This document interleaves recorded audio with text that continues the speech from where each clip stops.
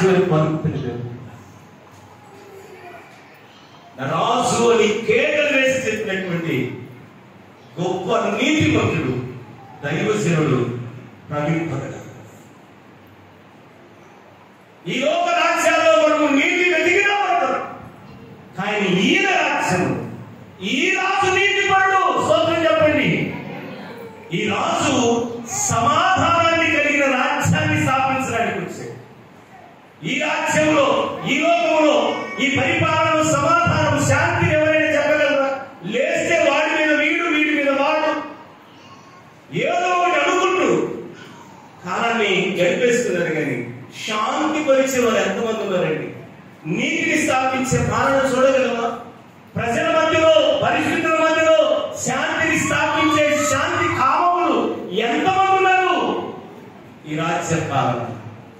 కానీ యేసు రాజ్యంలో ఉన్నదంత నీతి, సమాధానము, పరిశుద్ధాత్మ వలన కలిగే ఆనందం, లోకమిచ్చే ఆనందంగా చెప్పండి ప్రభుత్వం. అందుకే బైబిల్ చెప్తుంది, మగిడాల ప్రవీణ్ గారు అంటారు, నా రాజు నా యేసు, హి ఈజ్ మై కింగ్ అంటాడు.